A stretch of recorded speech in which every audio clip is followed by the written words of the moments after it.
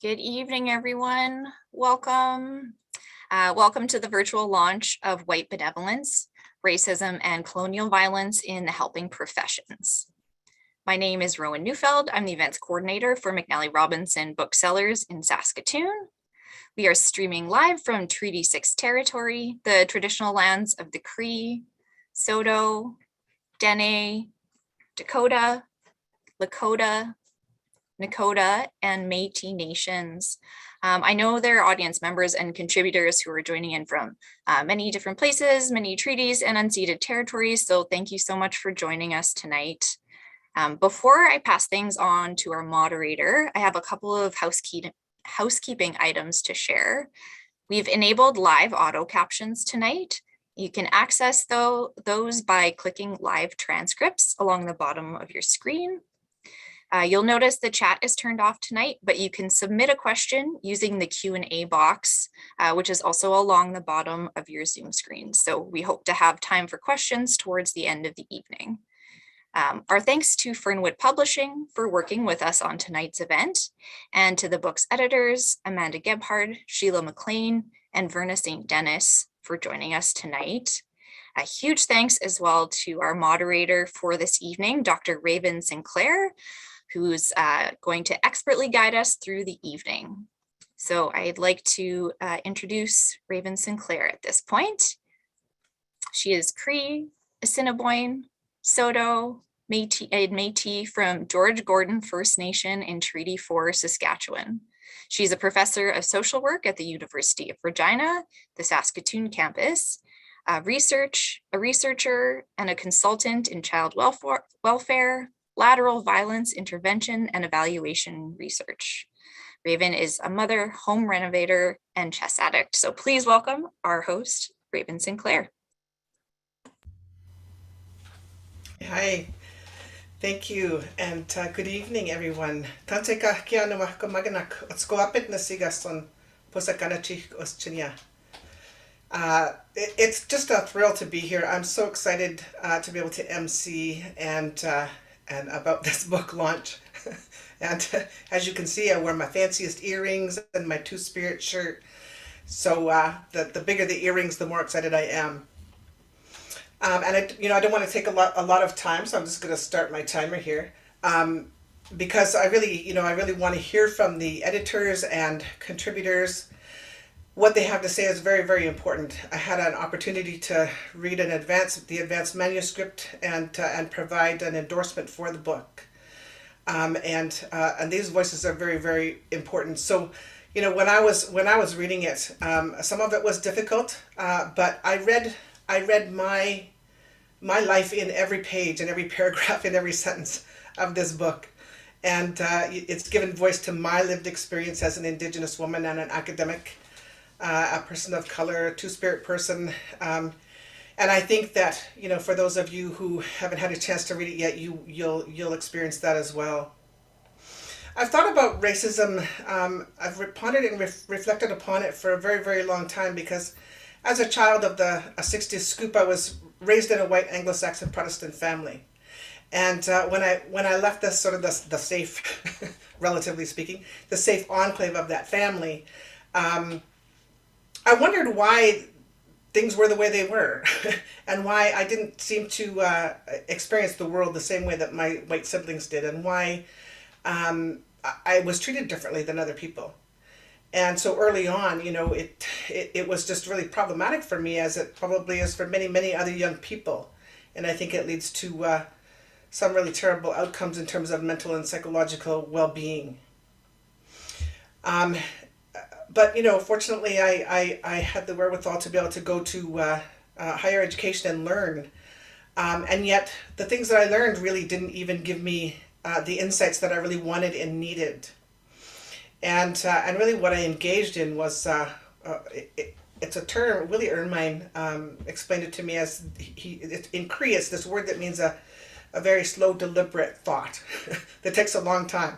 And so for me, that's been 30 years of thinking about racism, because for me, it's about understanding that there are so many nuances and so many dynamics to racism, and that for me, it's about, I wanted to take it and sort of like pull it apart and and take out its little organs and little pieces and look at them and examine them from many, many different perspectives, like a panopticon approach, so to speak. And I think that that's really what this book does. It's, the contributors come from very different experiences, and there's settlers of color and Indigenous men, women, Two-Spirit, and that's really valuable in terms of their particular perspectives and lived experiences. And and in the chapters there's stories of these personal experiences, and I loved that because it sort of catapults you right into the lived experience of the contributors, and again, some of it's very, very difficult to read, but for many of us it's like, oh, here I am seeing this in writing, and I need this to validate my experience as an Indigenous woman. And so this is a really really important piece of work, and that panoptic perspective approach is really important because, to me, racism, it operates really, really well in conditions where we think that they're beyond our capacity or beyond our grasp, our ability to do anything about, beyond our spheres of influence. And sometimes, it's like racism is like a sewer rat that really thrives in silence and darkness and behind closed doors, through silent complicity, and indifference, deliberate indifference. And that's why it's so important, because the authors examine their racism from their particular academic and social, political, economic, personal locations. And collectively they dissect and assort historically interpersonal, systemic, and institutional racism. So we're gifted with this panoptic view of racism, and I see it as just a really, really important stepping stone as we move towards what do we do with this really valuable information, and how can we use it to make change. I'll stop at this point with the words of a much wiser person than me, Sir Ahmed, who said that if talking about sexism and racism is heard as damaging the institution, then we need to damage institutions. And so it takes tremendous courage to write about these types of issues. And I applaud all of the contributors and the editors for the work that they've done here. I'd like to introduce to you the editors now. Dr. Amanda Gebhard, a colleague of mine, is a white settler scholar and assistant professor in the Faculty of Social Work, University of Regina in Saskatoon. And she has more than 15 years of experience in anti-racism education as a student, researcher, and instructor in education and social work faculties. Dr. Sheila MacLean, I've known for many moons, is a third-generation white settler who was born and raised on Treaty 6 territory. Dr. MacLean has worked in education for 30 years, teaching high school, adult education, and graduate and undergraduate courses in anti-racism at the University of Saskatchewan. And Dr. Verna St. Denis, I've also known for many moons, a brilliant person and a wonderful human being, is a professor of education and special advisor to the president on anti-racism, anti-oppression at the University of Saskatchewan. She's taught undergraduate and graduate courses there for many years in integrated anti-racist education. She's both Cree and Métis and a member of Beardy's and Okimesas First Nation. So it's with great pleasure that I introduce to you, that I turn the attention over to Amanda to start, as we start this journey into this incredible terrain of this book. Hi, Amanda. Thank you so much, Raven, for your introduction and for your very generous words. Your endorsement of White Benevolence and your belief in its significance really has been a tremendous source of encouragement for us. So thank you. I also want to thank Rowan Neufeld and the team at McNally Robinson for hosting and promoting this event. Thank you so much.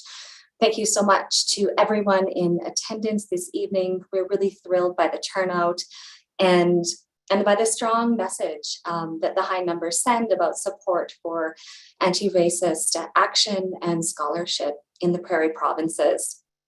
We are hosting this book launch this evening from the lands now known as Saskatchewan. These are Treaty 4 and Treaty 6 territory and the homeland of the Métis Nation. And this collection, White Benevolence, shows how colonial institutions such as justice, education, health, and child welfare have been instrumental in dispossessing Indigenous peoples from their territories and interfering with their governance systems and ways of life. White Benevolence, which we understand in the context of this book as racism and colonial violence enacted under the guise of doing good, aids in reproducing white settler investment in the myth that this is settler land, thereby erasing Indigenous jurisdiction over the land that Indigenous peoples have stewarded since time immemorial. White settler theft and appropriation of the land is normalized through white benevolence, and this has led to tremendous exploitation. White benevolence is not and never has been benign. It is a destructive force, albeit one that has been resisted and refused in a multitude of forms by Indigenous communities since European arrival. We have chosen to donate all proceeds of this book to Idle No More, whose work supports Indigenous land defense. This collection really is a collaborative endeavor. We cannot say enough wonderful things about working with the team at Fernwood Publishing. And we wish to extend an extra special, gigantic thank you to our editor, Tanya Andrzejewska, who has supported this book unfailingly since we first proposed the idea to her back in 2019, and whose brilliant insights and editing skills have been instrumental in shaping this book from start to finish. This book would not exist without the authors, our contributors, Barry LaValle, Lori Harding, Nancy Van Stuyvendale, Willow Samara Allen, Megan Scribe, Timothy Stanley, Shaista Patel, Nisha Nath, Adriana Joyce, Sharisa Handke, Jairus Swidrovich, Yaz M. Morgan, Heather Carter, Jeff Halverson, Regine King, Liza Lorenzetti, Adrian Wolfleg, Lemlem Hale, and Alex Wilson. Thank you for your critical work and for your collegiality.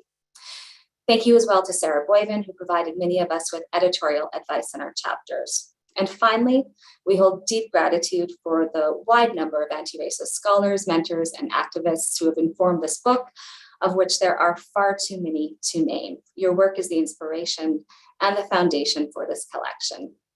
Now over to my co-editors, Verna and Sheila. Thanks so much, Amanda, and thank you to everyone, Raven, and all of the people that have joined us this evening. It was several years ago, although sometimes it feels like a bit longer, that Amanda approached me with the idea to create a book on anti-racism with short, accessible chapters that could be used in institutions across Canada. And such an important idea, and one that I could not possibly say no to at the time. For my chapter, I draw from research in my master's thesis and my dissertation on racism in schools. And it was 2005 in a class of Dr. Verna St. Denis that I read the scholarship of Dr. Julie Kalin. And her article was titled, "How White Teachers Perceive the Problem of Racism in Their Schools." Most of the research done on whiteness has been done in education and with pre-service teachers in the United States. This particular article was published in 1999 in the context of the United States, and yet the narratives the teachers shared about race and racism were familiar to me as a teacher in the school system. And I wondered, how could this be? And it was the catalyst for my research that I use in my chapter to look at what it is that maintains whiteness in our schools and in our institutions. I drew from her study to do similar research here in Saskatchewan, and I found that the way teachers talk about race and racism were the same. 3 decades later, sadly, I would suggest that this chapter is just as relevant today. The silencing of racism, the denial of racism, the individualization of racism and racial segregation remains a context in all of our schools and really across our institutions And so many people, while you may not work in schools, will recognize the narratives that I've used in this chapter in healthcare, in justice, in the workforce, because they're so pervasive. They're the workings of whiteness, and they're pervasive across our society. The foundational theories of whiteness in my chapter is drawn from insights I had while writing my dissertation. And I really focused on two. As a race scholar, Zeus Leonardo contends that white people know more about race and racism than we are willing to admit. And that's the premise I use for the chapter, to think and talk about whiteness. The other main key thing that I drew from my dissertation is that whiteness is a performance, that white supremacy is constituted through our daily speech and through our daily actions, and that it is a compilation of millions of these speech acts that maintain white supremacy in our institutions. Whiteness is fluid, and it relies on us to maintain it. It is our own responsibility to intervene in these practices in ourselves and in others. And education is such a key part of this. I find that people talk sometimes about systemic racism or structural racism. And I think it's really significant that we look at the individual acts of people, the fluidity of the performance of whiteness, and thinking about intervening in whiteness in those speeches, in those acts that will actually shift what's happening in our institutions. I take, in terms of the performance of whiteness, I take from Warren,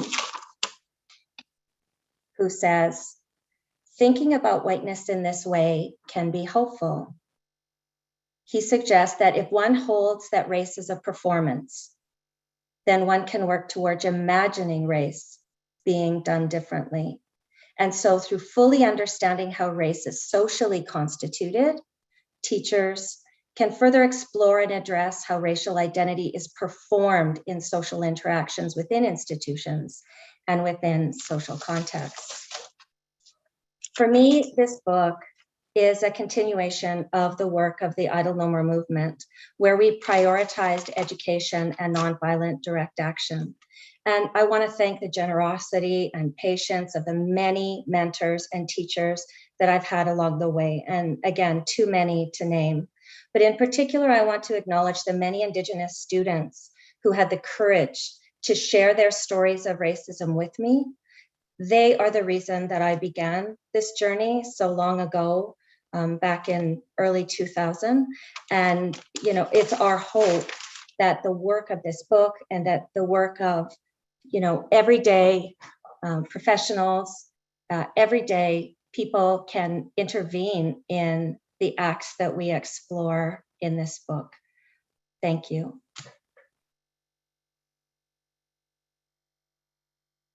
Hey, thanks, Sheila. So I would like to thank you all for being here to join us in welcoming this book into the world.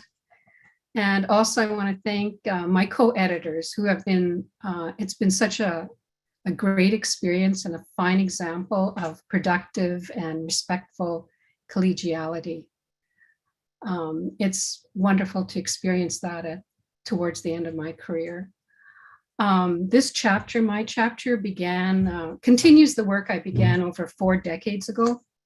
As an undergraduate, I wrote a paper on child welfare and the apprehension of Indigenous children and genocide. I was enrolled in a sociology class on crime and juvenile delinquency. And at that time, there was only really early critiques of the child welfare system. We're going back to the 70s and early 80s. And there was so little available. Nonetheless, I had learned about genocide, and so I was eager to find a copy of the Convention on the Prevention and Punishment of the Crime of Genocide, which I did find in the library, in the law library.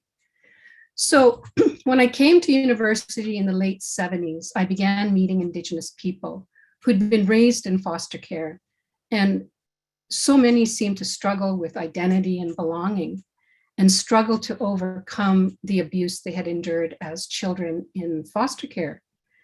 And so it made me think about my own childhood and growing up with my parents and siblings and the poverty and the various times that aunties and uncles were enlisted to help us care for and literally to hide us so that we would not be apprehended. And it was then that I gained a new appreciation for the strength of my parents and our community. So although my chapter is autobiographical, it's also an analysis of the relationship between colonialism, national structures and institutions that all continue to work together to claim Canada as a white nation built by and for white families. So as Métis scholar Emma LaRocque states or argues, most Native autobiographies are not centrally about personal life events. Rather, life events are recounted to make sense of what was a colonial experience, not understood at the time such events or responses took place. So in writing this chapter, an analysis of child welfare, I am aware that my personal and family experiences are not unique. And I suggest that in the chapter that understanding the history of child welfare and social work in colonial contexts, such as Canada, is important. As Fanon reminds us, the settler owes the fact of his existence, that is to say, his property, to the colonial system. So this claiming of land and resources relied in part, I argue, on the parasitic process of settler colonizers constructing themselves as superior in relation to constructing Indigenous people as inferior. And as Thielen Wilson in her 2012 dissertation argued, settler identity is discursively produced through the settler's dehumanization of the native. And so as well, I've had the pleasure of reading various dissertations in my career as a faculty member.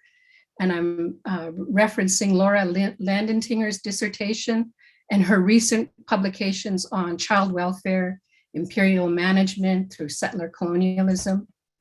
And so in this chapter, I provide, drawing on these scholars, including Tabani, a brief overview of why and how child welfare became an important tool for maintaining colonial violence under the guise of helping. So child welfare, I learned in reading, developed in urban areas out of a concern that white families living in poverty betrayed the myth of white superiority and therefore called into question the legitimacy of white settler families who were regarded as necessary for the colonization and settlement of the land. So in the chapter, I argue, whereas the poverty imposed by colonial practices on Indigenous family made removing Indigenous children appear the reasonable thing to do, and that we children could be easily removed and taken from our families, because our families in particular, our Indigenous mothers, were regarded as a hindrance to colonization. So too often, our state, our Indigenous state of enforced poverty is attributed to our character and morals, rather than, as Sewell in his book, Enough to Keep Them Alive, he argues that Indians, Indigenous people, have been economically marginalized because Europeans have stolen their lands. So acknowledging this relationship between the poverty of Indigenous people and the over-involvement in coercive child welfare is evidence of ongoing colonial theft of land, resources, and children, is what I argue in the chapter. And there have been, and there are others that would argue, there continues to be incentive to remove Indigenous children from their families because they became and continue to be a form of monetary currency for white families. So for example, Tabani in Exalted Subjects explains that once the federal government transferred Indian child welfare to the provinces, they provided funds to the provincial government for every child apprehended, thus deepening the stake of provinces in the number of Indigenous children taken into care. So the message of my chapter that it's important for the health and well-being of Indigenous peoples today that social work professionals understand their complicity in perpetuating colonial violence through the practice of saving children. And so I ended up, concluding the chapter with, stories and claims to survivance, to honor my family and our communities that have persevered in spite of tremendous colonial violence perpetrated against our people. And I'll end there. Who's next? Back to Me again. Thank you, Verna. The chapter that I wrote for the collection entitled Policing Indigenous Students, the School Prison Nexus for Indigenous Youth on the Canadian Prairies, extends upon my thinking about the interconnections between prisons and schools. And this is, or education and justice. And this is thinking that I started several years ago when I was writing my doctoral dissertation. And at the time I was living close to the federal penitentiary in Prince Albert. And this is actually built on the site of a former residential school. And this is only one of many locations, however, across the country where white settlers have replaced residential schools with new forms of carceral institutions. And Indigenous rights activist and lawyer Michael Jackson articulated the observation over 3 decades ago that prison had become, over 3 decades ago, for many Indigenous peoples, the contemporary equivalent of what the residential school represented for their parents. But the broader question that I pose in this chapter is asking how contemporary schooling today continues the colonial project of constructing criminality for Indigenous young people. In this settler colonial context, schooling is often presented today as antithetical to prisons and in many ways devoid of its past injustices, rather than continuing in new forms to uphold similar racist ideologies and practices that justified residential schools in their inception. In the stories that white settlers tell, public education today is most often constructed as neutral and impartial. And this means that educators who interact daily with Indigenous students need not bear any responsibility for their outcomes, and certainly not for their criminalization. And so accepting that there is ongoing violence in schools today is a starting point for thinking about the school-prison nexus.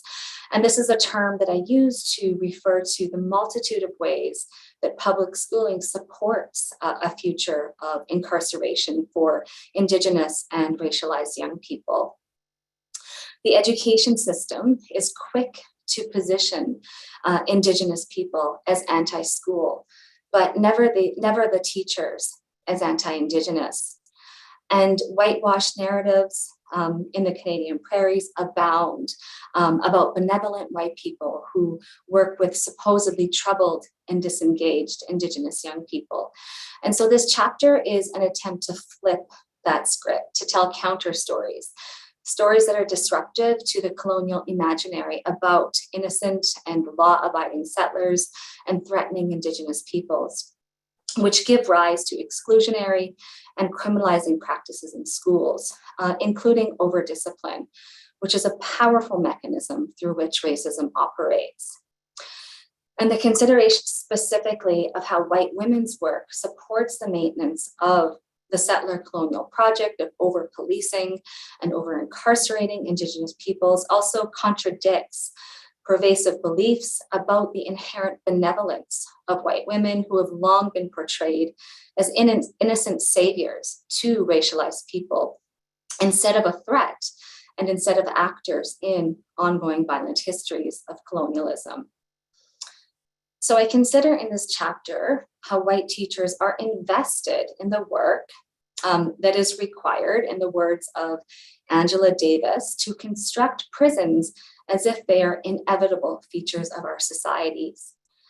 And this inevitability requires maintenance of the myth that Indigenous peoples pose a danger to white settler society more broadly, and to the lawful white settlers who must in turn protect themselves.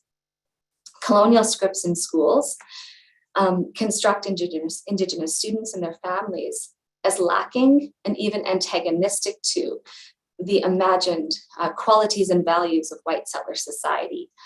And these scripts have massive consequences. They ensure educators can feel justified in removing Indigenous students from classrooms and streaming them into special programs and alternative schools, holding students to low academic expectations, and doling out harsh disciplinary actions. When a population is constructed as, again, borrowing from Erica Miners, an uneducable public enemies, then a future of incarceration can be normalized, and prisons can be anticipated as rightful spaces of belonging. The criminalization of young people and the operation of the school-prison nexus, importantly, does not only happen through outright acts of hatred, but it happens through the actions of those who consider themselves good-willed, and even by others as the nicest and the best teachers. And so in this way, this chapter is in keeping with the goals of the book as a whole, to think about and to reveal the material consequences of widespread colonial scripts, and to redirect accountability for racial inequities in institutions as a problem of racism, and thereby onto the shoulders of white settlers. I do want to underline that racialized young people have always resisted the violence of schools, and the story that I tell in my chapter is only one story amidst a much larger and more complex story in Indigenous education.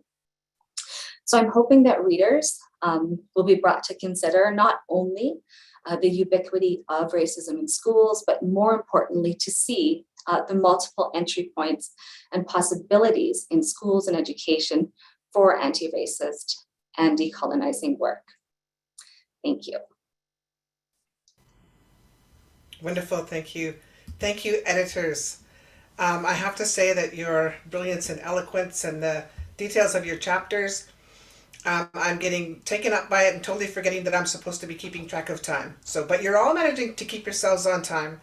So now we'll move into the panel contributions, and we'll start with Megan Scribe, who's going to speak to her chapter, The Stories We Tell, Indigenous Women and Girls Narratives on Police Violence. Megan. Thanks, Raven.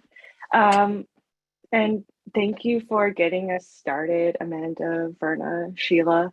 It's been really great working with you for the last, I guess, 3 years now.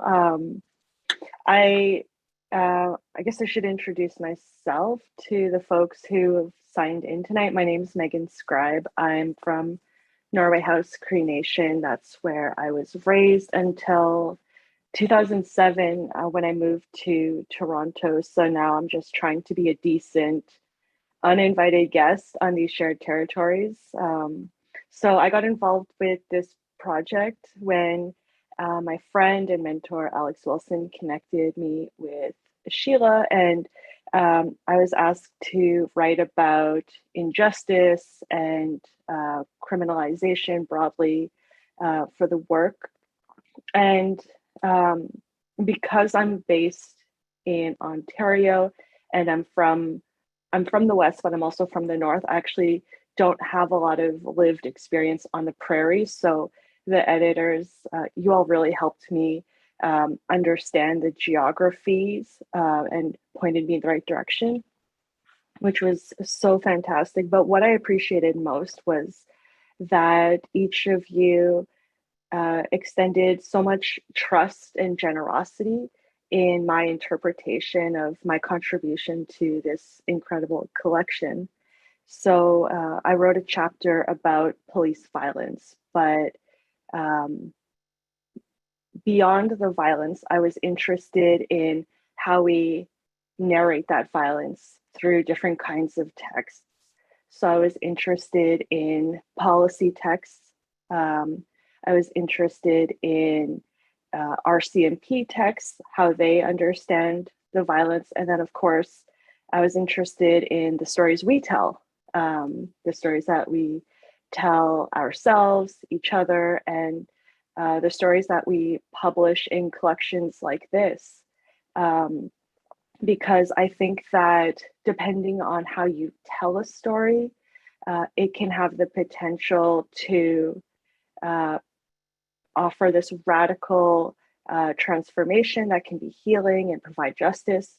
But stories can also be used like weapons that can reinforce and even cause more damage than what they're narrating, which is often the case with official documents like the RCMP report.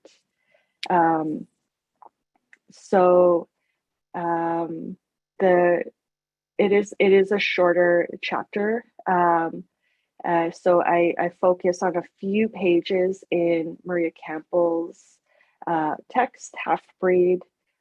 These are the pages that were originally not published in the 70s, but were only later found. And I thought it was significant that these pages describing a rape by an RCMP officer were only recently published, because I think it really goes to show that sometimes the stories that we tell, we have to hold on to them, and we have to make decisions about when it's safe to do so, or when we can find an audience. So that really plays into this kind of the reciprocal aspects of storytelling, because we need to have listeners, we need to be heard. Yeah. So how am I doing for time, Raven? 3 minutes. Whoa. Yeah. So I don't know. I can actually just maybe pause here, and then maybe that'll open up more space for Q&A at the end of this. That's perfect. Thank you, Megan. Yeah. I have questions, but I have to hold them back. All right. Our next contributors are Shaista Patel and Nisha Nath. What can settler of color teach us? A conversation of the complexities of decolonization in white universities. And Shaista. Thank you so much. I just want to say we do not appreciate going after superstar Megan Scribe. So this wasn't fair, but we'll try. So just want to say thank you so much to Doctors Sheelah McLean, Verna St. Denis, and Amanda Gebhard for inviting us to contribute our conversation to this wonderful collection. For us as people of color, for Nisha and I as people of color on stolen land, it's been a genuine honor, and we'll try to live up to it, to be able to contribute to this, to this book alongside all these brilliant and amazing Indigenous scholars whose work we've been following for many years, and as well as settler scholars who we greatly admire. So thank you so much to the editors for working patiently with us, as well as to those who read, reviewed, and copy edited and made this chapter so much better. I also want to say thank you to you, Nisha, for all those times that you were patient with me when I disappeared and played dead, even though I knew that you knew that I was watching that dragon show in bed. So thank you. Okay, so our chapter is an honest conversation through a series of questions and responses that considers the ethical, pedagogical, and political work of this label or category of settler of color. And this word, settler of color, was first used, as far as we know, by the late Kanaka Maoli scholar, Dr. Hanani K. Trask, in an issue of Emerasia Journal in 2000. What does critically thinking about non-Black people of color as settlers on Indigenous peoples' lands tell us, what shifts when we think about this label settler of color in our work? And so we focus specifically on academic institutions. I at University of California, San Diego, Nisha at Athabasca, where we teach research and engage in service work. And despite both of us tracing our origins to South Asia, we do come to this question with very different embodied knowledges and articulations of possibilities and foreclosures. I'll turn it over to Nisha now. Thanks. Thank you, Shaista. So I am here in Amiskwachi, Wiskayakan, which is colonially known as Edmonton. My parents immigrated here from India, from quite diverse contexts in 1968. And in the chapter, I talk a bit about my complicities and my family's complicities in settler colonialism, where, for example, our economic security relied on the extractive industries of the tar sands. But I also describe a distinct disconnection from any kind of substantive diasporic communities. So as a racialized settler, I was surrounded by this prairie landscape of whiteness qua whiteness that often foreclosed otherwise relationalities. And so for me, the critical pedagogical possibilities of this framing settler of color has been in tracing back how, through that relative isolation, I have been called in to the Canadian national imaginary in ways where I have reproduced the machinery of settler colonialism in my teaching, in my research, especially in the profoundly colonial discipline that I was trained in. So these are all not accidents. And so I see a couple of ways thinking about people of color as settlers has pedagogical value that can support ethical and material accountability in the face of ongoing colonial violence directed to Indigenous peoples. First, Shaista will speak brilliantly to the effacement and erasures within this category. And so I think that when we understand settler colonialism itself as structural, as contextual, for example, having regional iterations as on the prairies, and relational in that it is transnational and mutually reliant on intersecting structures of domination, I do see possibility to think of how this framing can pull together multiple traffics of power and animate some collective forms of disruption. And then second, the pedagogical value of settler of color is virtually nil when it's approached as an identity. Instead, as Lee Patel writes on answerability, our structural locations aren't fixed by identity, but reveal how at, quote, every juncture, there is constant opportunity and responsibility to identify and counter the genealogies of coloniality that continue to demand oppressions, end quote. So this is not dissimilar to Rita Damoon's invitation that we think about what it means to settle, as opposed to being a settler. So interrogating my relationships to whiteness as embodied by white people has illuminated one of the investments of white settler colonialism, which is to obstruct the relationality among Indigenous, Black, and other people of color. So for me, settler of color has brought me to a place where I am asking myself, and then also my students, what can it look like to betray the organizing logic of whiteness through our relationships, which I think Shaista leads us to consider in really critical ways.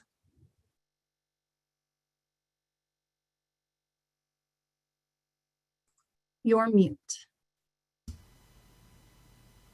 Of course I am. You always need this one auntie who continues to talk while on mute. So, okay. So I was saying, thank you so much, Nisha, for sharing your reflections. I came to this construct of settler of color as a Pakistani Canadian Muslim back in 2008/9. At that time, I had just read Bonita Lawrence and Inakshi Dua's article on how the settler colonial logics guide the writing of anti-racist theory in North American academy. And I mean, that is how anti-racist theory has, it talks about oppression of people of color, but it has failed to account for the violence of white settler colonial violence. As a young Muslim woman back then, trying to situate my work against Islamophobia, the settler of color category appealed to me. It spoke to me. I was learning that Canada is a white settler colony. These are things that we do not understand or know coming from, the global South. So at that time, I thought it was, I began to think about my complicity in structural ways.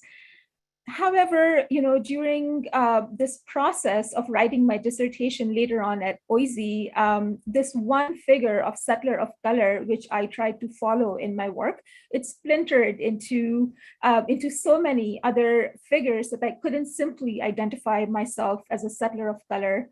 And for me, caste, CASTE, caste, and indigeneities in the context of South Asia also became really important in thinking transnationally about white settler colonialism and how complicity of us people of color are very differentially produced.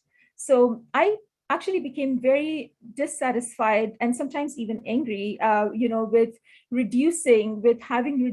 getting my my identity or my experiences of historical dispossession in the context of South Asia and my complicities here reduced within this one label.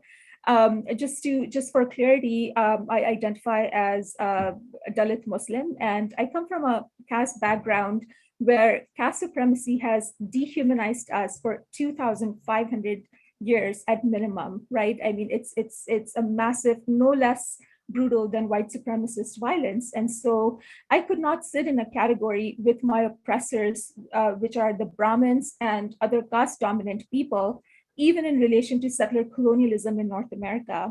So for me, white settler colonialism could not be challenged with caste dominant, violent people claiming to be humble and calling themselves as settlers of color and leaving me, a Dalit, with the same mode of relationality to both white settler colonialism and with Indigenous peoples here. So thank you. I'll stop here.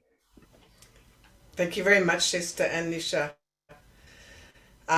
Those sound like very complex conversations, and I look forward to rereading that chapter. Our next chapter contributors are Jeff Halverson, Regine King, Liza Lorenzetti, Adrian Wolfleg, and Lemlem Haile. White Entitlement in Anti-Racism and Anti-Colonialism. And Jeff is the first on the list. Yeah. I see most of you are here, so I'm just going to leave it up to you to jump in. Oh, sorry, our lead is having trouble starting her video. Lisa is gonna kick us off with a bit of an introduction to the anti-racism group. So, hi everyone, thank you for enabling the video. Good evening. I do have a full house tonight, so if you hear lots of noise, that's what's going on around here. My name is Lisa Lorenzetti, and I'm chiming in from Mohinstis, which is traditional land of the Blackfoot Confederacy and Treaty 7 nations, Siksika, Piikani, Kainai Nations, Tsuut'ina, and Yahweh Nakota, and then we're also in the home of Métis Nation of Alberta, Region 3. And I am a 2.5 generation Italian settler occupier now living in this land. I'm also a social worker and a social work educator. And I'd like to just say we're a big team here tonight. So I'm going to hand it over to Lemlem Haile to introduce herself. Hi, everybody. My name is Lemlem Haile. I was born in Eritrea, which is in east of Africa. And I am now living in Treaty 7. I'm an uninvited guest in Treaty 7, Mohinstis, learning and unlearning what colonial internalized ideology, behavior, and trying to be a good neighbor and a good guest here in Mohinstis. Lisa, who's next? Thank you. Well, I think we're supposed to do a quick introduction. With us is Elder Adrian Wolfleg, Jeff Halverson, and our good friend who could not make it, Regine Wiberiero-King, who's teaching tonight. Our chapter is really a reflection on our collective and grassroots work and a specific initiative that we called our Anti-Racism and Anti-Colonial Learning Series. And really, it was a public call-in to our communities to join with us to continue our learning, our unlearning, to prepare ourselves for greater action and mobilization. It was part of a lot of work that we've been doing as a broader community. And it was, we began it as we noticed both the continuance and the emboldenment of colonialism and racism just kind of sweeping across our lands here. And as social workers, activists, and family members, we felt something more needed to be done than what we were doing. And are you able to put your video on, or do you want to do audio only? I can start talking, and yeah, my background's a little bit different today. I'm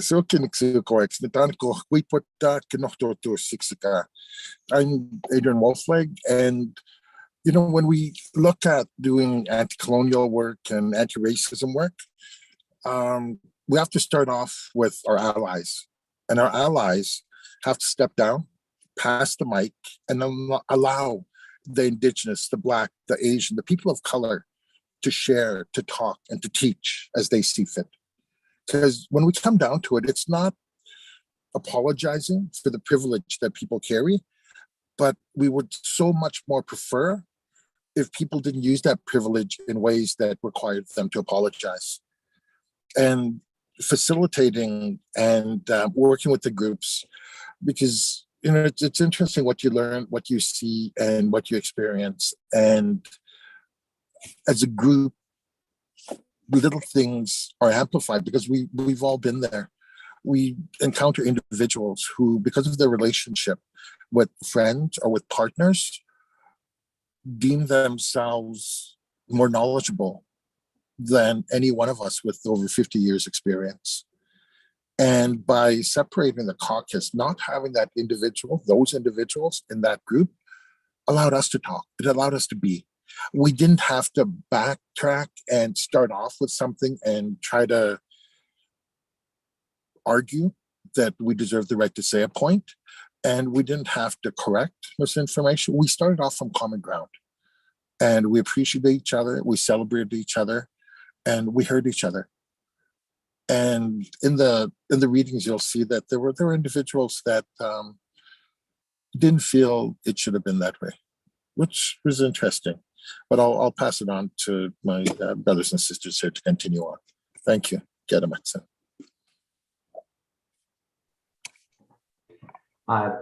Thanks, Adrian. Hello, my name is Jeff, and I'm a white settler of Norwegian and German ancestry, living on the traditional territories of the Tsuk First Nation here through the Douglas Treaties. So in our chapter, we also looked at how whiteness and white supremacy were actively maintained in the White People's Caucus. We conducted a follow-up survey, and 29 people responded, and from there we wrote the chapter. So one of the white people shared that she was annoyed at not hearing the voices of people of color. So this comment aligned with previous research that really showed white students and teachers expect Indigenous, Black, and racialized students and people to share vulnerable and often traumatic stories of experiences of violence. So white people often feel entitled to these stories and the labor it takes to share them. And then when many white people inevitably feel uncomfortable or called out, they respond by minimizing these experiences or denying it could have happened, and end up attacking the naming of racist and colonial oppression instead of the oppression itself. And this was in our data, and it was also well-meaning allied white people, so so-called allies. So we concluded the chapter by inviting white people to reflect and examine their emotions, particularly their feelings of entitlement or what they are owed when learning about their complicity in the ongoing violence of racism and colonialism. Do you want to, any kind of final words? Lisa, Lemon, or Adrian? Thank you. Thank you very much to your large team for your chapter. Our next contributors are Barry LaValle and Lori Harding. How Indigenous specific racism is coached into health systems. My camera work. All right. Thanks, everyone. Barry's going to follow me. He wanted me to go first, so I'll do the best I can. We'd first of all like to thank the editors, Amanda, Sheila, and Verna, and Fernwood, and also Dr. Sinclair for creating this important opportunity and a platform for truth. I'm a white settler with Scottish and English ancestry, living on Gwetson territory in Shawnigan Lake, where I've been learning about who I am and confronting white supremacy and how it influences my identity and the people that I work and care for. I've had the honor of learning about Indigenous specific racism from several Indigenous scholars over the years. And for the last few years, I credit Dr. Cheryl Ward and Dr. Barry LaValle for my Indigenous anti-racism development. I'll start off with a few words about our chapter. That's how Indigenous racism, Indigenous specific racism is coached into health systems, and how this chapter came about, and also why we were interested in being a part of this collection. And then Barry's going to talk about coaching and how it operates. Barry was Lori, I just want to let you know that something is rubbing against your microphone, and so it's oh, okay. You know what that might be? I have grandchildren upstairs, and they're eating dinner, and I can hear banging on a high chair. So that might be what you're hearing. They know Amma's busy, but not always when it's dinner time. Sorry about that. We'll see if it stops. So just going back to how I met Barry, he was a content specialist in my doctoral committee examining the stereotype harm of Indigenous peoples in health systems that was published in 2018. And needless to say, being a white settler, the learning curve was straight up and still is. It's been an awesome privilege to meet on the razor sharp edge of truth with Barry, discussing and analyzing quotes and comments throughout that research project. And now we're working together on a project to create an Indigenous anti-racism response system in Manitoba, and it's a thrill to support that work. For this chapter, we went back to my recently published research to once again analyze and deconstruct the comments from participant postings in the Sanyas Core Health program created by Dr. Ward. Dr. LaValle and I took a laser sharp focused dive into the disturbing ways that service providers were describing the acceptance and even the teaching of substandard healthcare. Our chapter tells the story of the normalized acceptance of Indigenous specific racism and explains some of the reasons why it is intervention resistant and permeating all public service systems. We're calling the reader in to be prepared to read and engage with this work as an intervention of Indigenous anti-racism. We should all be outraged. And that Indigenous people are not safe in healthcare systems where they can be systemically targeted and even killed. This is not simply an analysis of comments or data, but about lives. And we remember and pay tribute to Brian Sinclair, Joyce Echequan, Carol McFadden, and many others whose lives have been cut short. We also think about others whose life chances have been forever altered by the lack of fair and equitable health services. We also chose to be part of this collection for two reasons. We had a level of confidence that the editors would create an accurate, razor-sharp, cutting-edge truth-telling resource about white supremacy that could critically advance academia and potentially lead to reform in service competencies. We also appreciated that this book would cut across siloed sectors to encourage academia and anyone working in helping professions to see how the violent spread of Indigenous specific racism is passed on not only through entire systems, but back and forth between systems, entangling Indigenous people into services that are supposed to help, but can ultimately harm and even kill people. So I'll pass it over to Barry to talk more about coaching and look forward to hearing from the rest of the colleagues. Thank you very much. Thank you, Lori, and thanks to the editors and the host. I'm not in academia anymore. I'm a CEO for Kuwait Nook and Innu and that's a really big job because we're trying to transform the most racist healthcare system in Manitoba. And the reason it's most racist in the north is because there are about 70% people are Indigenous, and it is the white settler who contains and holds the most power to decide on resources, and who is excluded in looking at resources from I work are Indian people and Métis people. This work that Lori and I have been doing for a number of years, as well as Cheryl Ward and a number of other scholars in BC, as well as here in Manitoba, really centers on understanding the psychology and the neurodevelopment and the way that settlers actually convey and share harmful practices in one moment and then go kiss their babies goodnight in the next moment. So it's the duality or the really complex nature of what a white settler does on these stolen lands in order to affect the really logic, the logic of Canada, where Shireen Razak talks about the frontier of the Indigenous body, both metaphorically and otherwise, and in medicine and health as well. They adopt the frontier status of Indigenous people, so that in fact, if you come with a heart attack and you might have had a beer and you come to a hospital versus a white man or white woman with the same symptoms and might have had a cocktail, you wonder who actually gets the definitive treatment to protect the heart. That work was done in New Zealand a long time ago because they have identifiers for both Maori and Pakeha. And so what was really interesting working with this chapter with Lori was examining the cases from the original work that Lori and her group did from the BC area.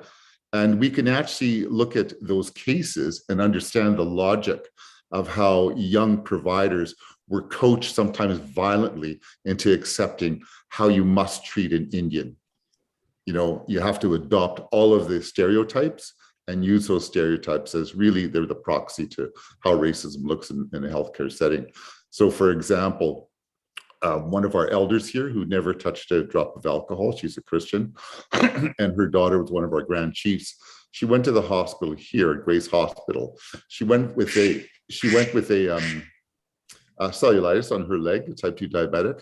And for the 5 days or so, she was accosted by one dark-skinned doctor and was asked repeatedly to confess to using alcohol, and that's why she had a leg infection. And the woman expressed to me, not really understanding racism, she wondered why a brown doctor would treat her that way. She was only used to white doctors treating her that way. And what Lori and I really discovered was that in the coaching of how one should treat the Indian body, it's done aggressively, and there are consequences to the person who has to adopt the style of practice. And it's quite violent because the hierarchy in medicine, as you all know or may not know, we train people 1 year old to adjust to our power structures in medicine, so that in a trajectory they'll come into medicine. So by the time they get into medicine, they know who's boss. They know that they can't say anything if they see something going wrong. They just keep quiet because they still want to be a surgeon or an internist or whatever. So white supremacy within the healthcare system, and I'll finish in just a sec. White supremacy in the healthcare system in medical schools is very dominant, is very powerful, it is very aggressive, and it has consequences, I'm sure, similar to the residential schools. And I think I will stop there. Thank you. Thank you very much, Lori and Barry, and thank you to all the contributors. Dr. Alex Wilson is experienced some sort of internet outage, so she won't be here. So we're going to move into the Q&A because I know that time is slipping past and we need to wrap up fairly quickly. But we've got 2 questions in the Q&A, so I'll read them out. And I think they're for anyone on the panel who wants to answer them. So Myra Tate asked, I'm interested to hear about the word choice of white supremacy instead of privilege or racism. Like the term genocide, both terms will immediately evoke defensiveness and rejection by some. I use the term genocide because it is accurate. Could someone address the decision to call it like it is, white supremacy? Good question. Silence and was wondering, I can say something from my heart and see what others think as well. I think absolutely in a lot of the work that we are doing, saying white supremacy, even saying white itself brings up a lot of resistance. It has been really problematic in our community work as well. Particularly, we're doing a lot of work with men who are engaging in violence prevention roles. It's been very difficult, as is the term genocide when discussed as well. I think we do use it. It's important, I think, as social workers to look at the source of the problem, which is white people and whiteness and genocide. So I think that for us, we often use it very purposefully, and it can be difficult, but it also opens a discussion and a dialogue, and there's a hope that people stay in for that. That's my first thought.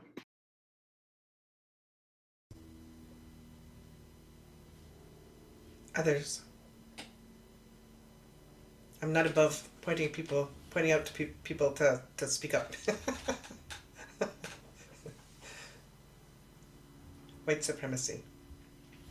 Well, we do have a number of other questions that have come in. So unless I see a hand going up to speak more to white supremacy, I'll go to the next question. Oh, Barry. Yeah, I think the varying use of terminologies really it speaks to kind of understanding and kind of responding to white fragility, academically and otherwise. And so there's this dynamic that's gone on for a decade or more. Excuse me. And so what ended up happening for our group in Manitoba here is through our literature searches, trying to understand how racism is manifested as you train doctors, we had to adopt a lot of social sciences evidence. And so the graduation of terminology to white supremacy is a natural phenomena, because what you're doing continuously, you are trying to attack the claim to innocence by white Canada, because it's there all the time. So you have to go up to racism. You can't do cultural sensitivity, cultural anything like that. It's not about our culture. It's about white culture of violence to brown people. That is the issue. That's how we should use culture. It has nothing to do with me being Indian or Métis or anything like that. So we quickly went to racism. And it took a long time here in Canada in medicine. We did some documents and they would always take out racism. And that's, not but 15 years ago. So the climb to come to where we are today, to speak in the truth and not have the settler RCMP come arrest us as enemies of the state, is a new phenomena, really, for us, at least here. But some of our people are still considered enemies of the state and end up incarcerated. Thank you, Barry. We'll go to the next question. Donna Nam asks, as a settler of color working at a university, my question is regarding white resistance, benevolence, and apathy within universities when it comes to dismantling white supremacy and settler colonialism, specifically with senior administration. What are strategies and approaches for dealing with this within the university? That's a big question, but I know we're up for the task. Who wants to take a stab at this one? I'll start, but it's not the only voice. I think that that's not there's not an easy solution.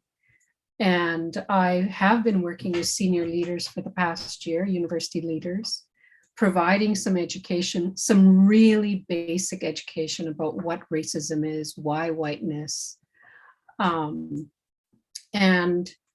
I think that there's a realization that our K-12 system completely is silent on understanding, like a critical understanding of how the nation was built and built for and by white people. And then when we take a look at our faculties and colleges of education across this country, and as we have in the past year, looked for what do universities across the country provide in terms of anti-racist education. And on the whole, it's very minimal. So it's only really, very recent that that we have courses, and even in terms of colleges of education, graduate courses in anti-racism are far and few between.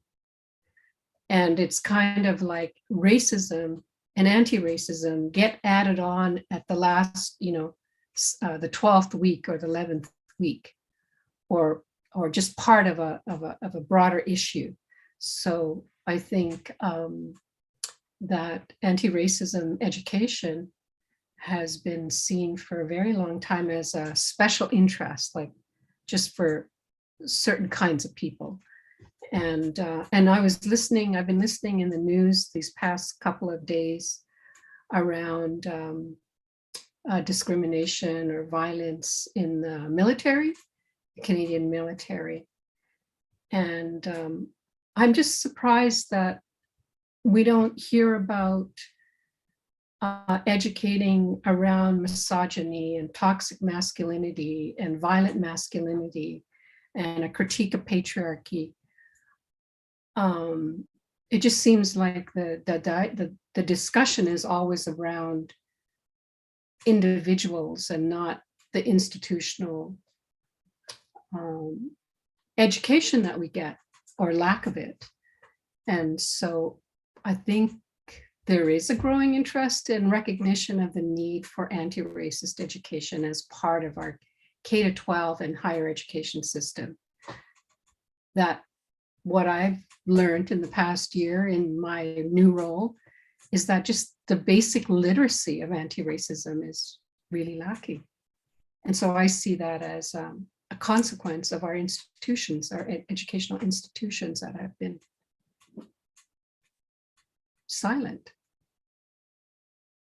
And the same, like, I just can't figure out how the Canadian military is going to change if there's no critical education about, as I mentioned, patriarchy, misogyny, toxic masculinity. Thank you, Verna. I think that was a very comprehensive answer. Yeah.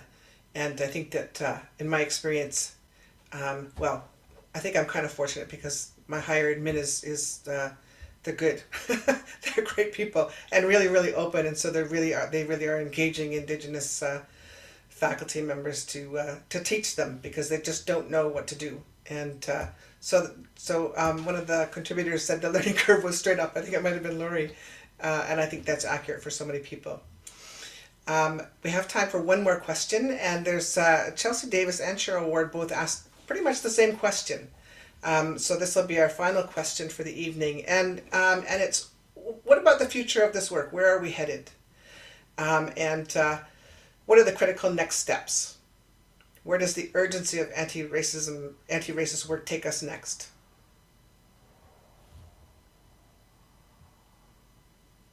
Where do we go from here, people?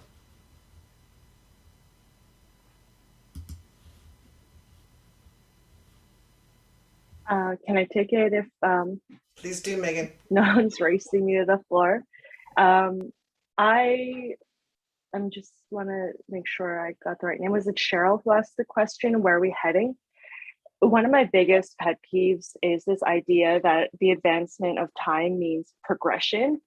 And if you're Indigenous and have any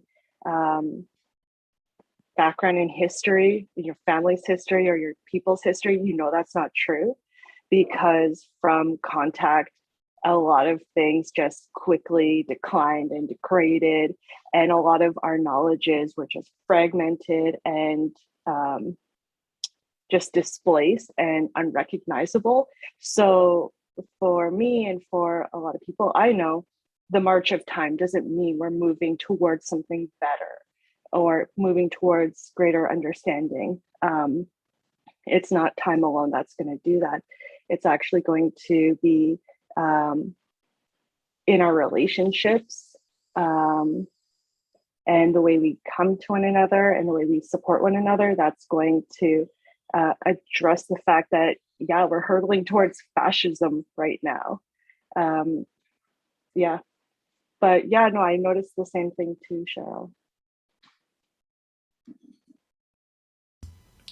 And Barry, we'll wrap up after Barry. One of the really challenging things with the work that we've done in trying to change the mind of the white or the settler in general, to assist them to see us as fully human and to remove the frontier status that's put on us structurally by settler Canada, is I'm not too sure that that's going to work. I'm an educator. I've been doing this work for like 12 years now.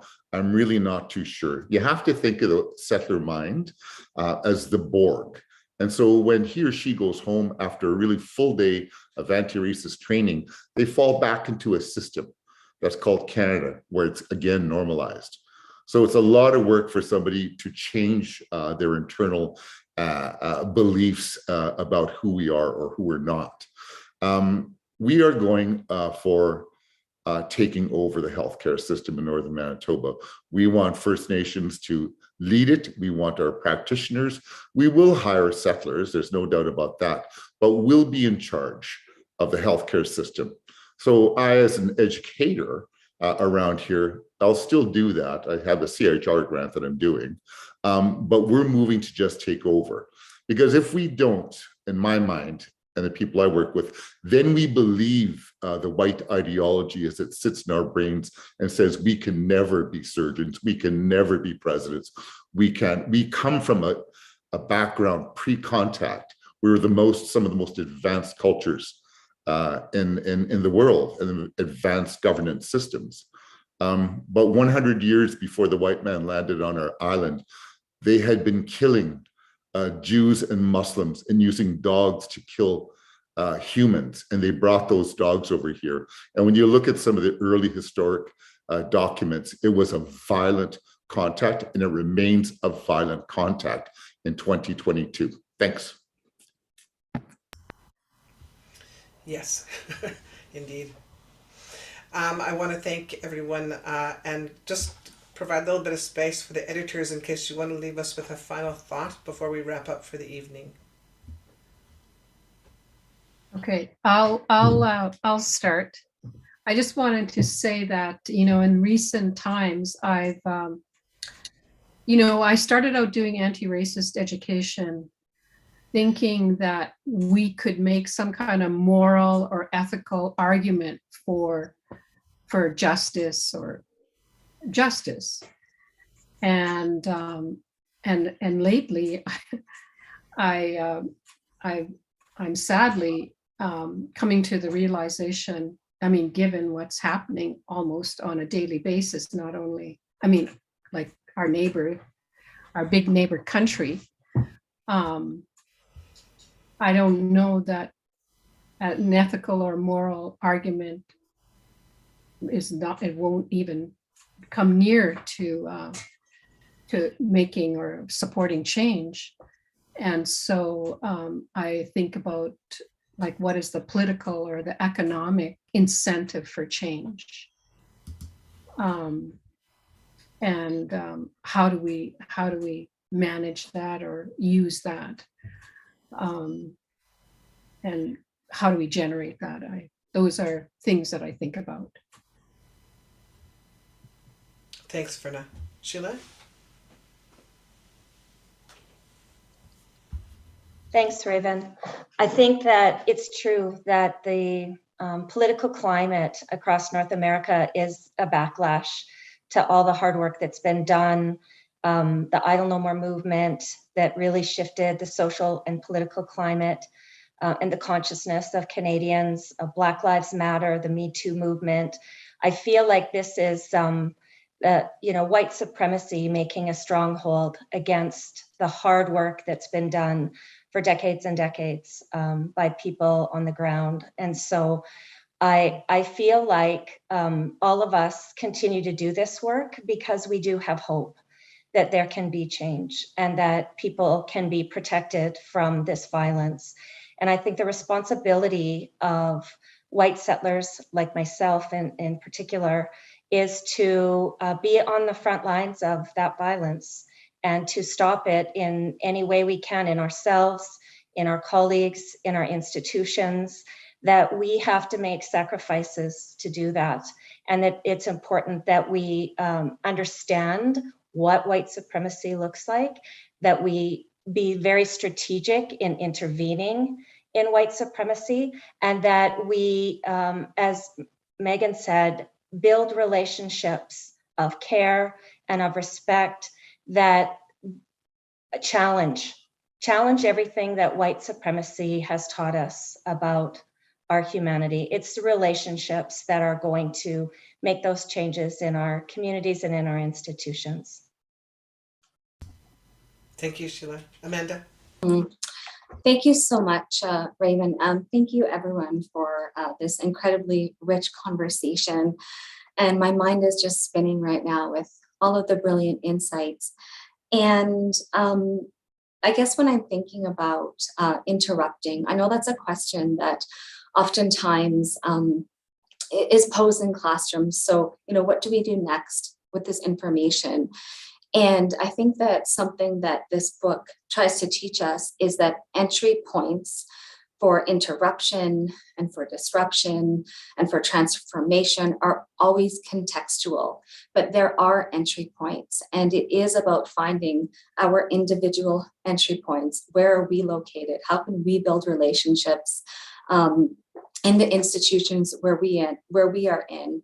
Because also, I know Sarah Ahmed is popular this evening. I wish she were here, but as Sarah Ahmed also teaches us, institutions are made up as people, are made up of individuals. So we can't forget that when we are thinking about intervening.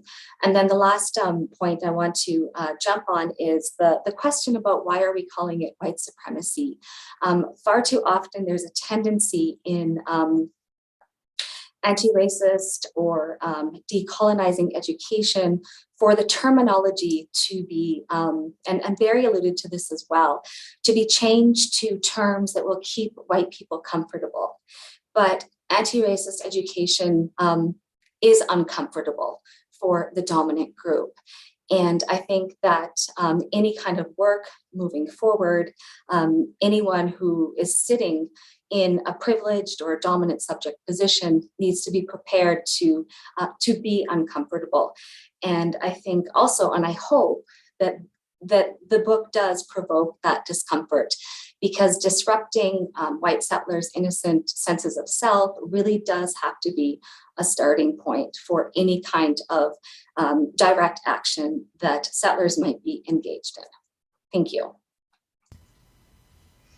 Thank you. And before I turn it over to Rowan to say goodnight to us all, I just want to say thank you for the opportunity to MC. It's the hardest thing to hear all these thoughts and not be able to respond and jump in and just engage in conversation. And I really miss that. So I'd like to see that happen more. For those of you who are in the area, be sure to come out on Thursday to Station 20 for the in-person launch. And get your copies, give them as gifts, especially to your aunties and uncles and those cousins that don't like to talk about these things. They need to read it. Thanks again, everyone. Rowan.